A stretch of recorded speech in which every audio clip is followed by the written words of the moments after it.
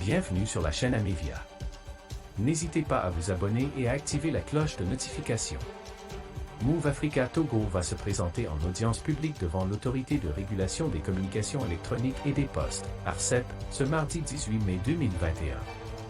Dans le cadre de cette comparution publique, l'opérateur télécom va répondre pour manquement à l'obligation de permanence, continuité et disponibilité de ses services, conformément à son cahier de charges. Ceci intervient en réponse à des interruptions de services dans plusieurs localités du Togo, entre juin et septembre 2020, et qui ont provoqué la réaction punitive du gendarme des télécoms. L'ARCEP a en effet lancé, suite à ces manquements, une procédure de sanction vis-à-vis de la filiale togolaise de Maroc Télécom, le 9 novembre, pour violation de son cahier des charges. Au sortir de cette audience, l'autorité de régulation qui se fait de plus en plus remarquer dans le secteur des télécoms devrait prendre des mesures afin de veiller à la qualité des services de l'opérateur. On poursuit avec la SIM Togo. D'ici à fin juin, la nouvelle chaîne de production de l'usine SIM Togo Lomé sera opérationnelle après un investissement de 30 millions d'euros. La mise en service de cette nouvelle ligne de broyage de ciment permettra d'atteindre une capacité supplémentaire d'1 million de tonnes par an. Ainsi, l'usine de Lomé totalisera 2,1 millions de tonnes AN. Éric Goulignac, le directeur général de SIM Togo, était sur le chantier mardi en compagnie de Rose Kailimi-Dédor, ministre de la Promotion de l'Investissement, et de Kodjo Adedze, le ministre du Commerce.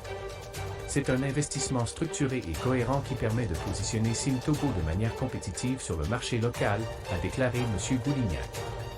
Le cimentier veut être en mesure de servir les besoins locaux conformément aux priorités du gouvernement. L'autre usine du groupe, située à Kara, Nord, va également connaître des travaux d'extension. L'investissement prévu est de 25 millions d'euros. Cela permettra de tripler la capacité de production actuelle. La filiale togolaise de Heidelberg Cement a déjà investi plus de 200 millions d'euros au Togo. On finit avec José. Le 1er mai 2021, elle a lancé son tout premier album, après 7 ans de carrière.